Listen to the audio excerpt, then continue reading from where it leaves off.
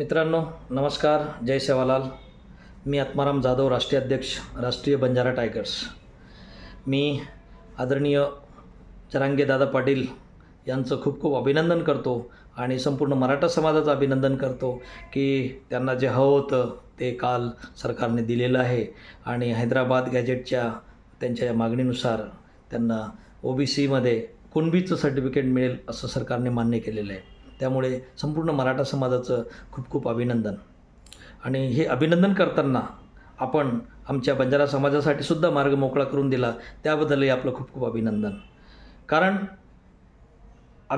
मार्ग मोकळा करणं, अभिनंदन करण्यामागचा हेतू हाच आहे की आपला समाज हा महाराष्ट्रामध्ये मोठ्या प्रमाणात आहे आणि मराठा समाज अनेक दिवसापासून त्यांचा लढा चालू आहे आणि त्याला कुठंतरी यश आलेलं आहे. त्याचप्रमाणे बंजारा समाज देखील अनेक वर्षापासून रस्त्यावर उतरून मागणी करतो आहे की आम्हाला बंजारा समाजाला शेड्यूल ट्राईबमध्ये घ्यावं.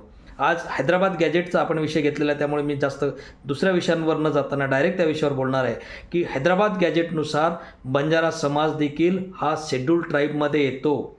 कारण हैदराबाद संस्थानचा जो काही मराठवाड्याचा पूर्ण भाग आहे तिथला जो बंजारा समाज आहे हा आज VJNT आलेला आहे. ज्या विजय कॅटेगरीमध्ये आम्ही आहोत पूर्ण महाराष्ट्रात, परंतु त्याच हैदराबाद संस्थानचा जो काही इतर बंजारा समाज होता तो जो तेलंगणात गेला किंवा तो आंध्र प्रदेशमध्ये गेला, तो बंजारा समाज आज शेड्यूल ट्राईबमध्ये आहे. म्हणजेच हैदराबाद गॅजेटनुसार बंजारा समाज हा शेड्यूल ट्राईबमध्ये कॅटेगरीत येतो. त्यामुळे बंजारा समाजाला देखील महाराष्ट्रामध्ये शेड्यूल ट्राईबचं आरक्षण मिळावं ही आमच्या पहिल्या दिवसापासूनची मागणी आहे. आणि आज सरकारने हे मान्य केलं की हैदराबाद गॅजेटनुसार जर मराठा समाजाला हे आरक्षण मिळू शकतं तर मग बंजारा समाजाला का नाही.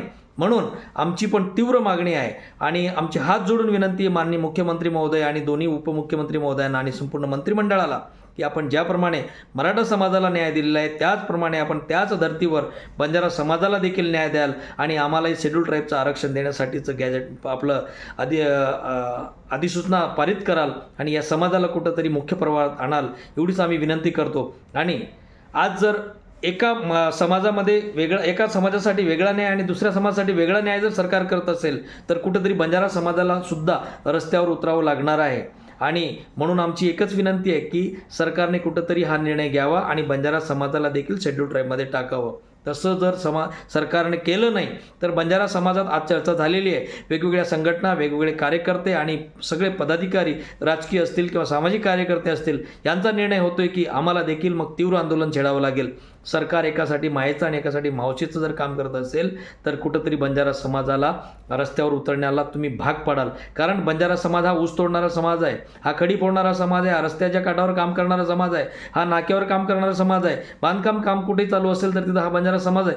आज बंजारा समाजाची एवढी हलाखीची परिस्थिती आहे की याला शिक्षण नाही आहे, आज मुलांना पुढे राहायला कुठं हॉस्टेल नाही आहे, वसतिगृह नाही आहे. त्या समाजाला जर आपण आरक्षण देत नसाल, आज आमच्यासाठी जे वसंतराव नाईक महामंडळ आहे त्याची काय हालत आहे, किती पैसे दिलेले त्या महामंडळाला, कुठंच काही एक निधीची तरतूद नाही. बंजारा समाजाला फक्त चॉकलेट दाखवलं जातं, वेगवेगळ्या पद्धतीने हे करू ते करू, मात्र त्या समाजासाठी काहीच केलं जात नाही.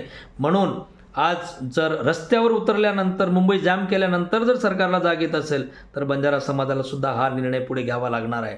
म्हणून आमची आग्रहाची विनंती आहे, सरकार जर वेळेवर बैठका घेऊन आम्हाला जर न्याय देत नसेल तर मी राष्ट्रीय बंजारा टायगर्सचा अध्यक्ष या नात्याने आमची संपूर्ण बंजारा समाजाच्या वतीने आणि बंजारा टायगर संघटनेच्या वतीने सरकारला एक आवाहन करतो की जर तसा निर्णय झाला नाही तर माझी संघटना संपूर्ण राज्यामध्ये रस्ता जाम करेल, रस्त्यावर उतरेल आणि मग पुढे जे काही परिणाम होतील त्याला ही सरकार जबाबदार असेल. हा निर्णय फक्त माझा एकट्याचा किंवा माझ्या समाजाचा किंवा माझ्या संघटनेचा नाही आहे, तर संपूर्ण संघटना, जेवढे संघटना असतील त्या सगळ्या संघटना आता एकत्र येऊन हा आंदोलन करणार आहे. म्हणून सरकारला आमची विनंती आहे की आमची मागणी मान्य करून या समाजाला न्याय द्यावा, अन्यथा पुढच्या परिणामांना सामोरे जावे. धन्यवाद. जय सेवालाल.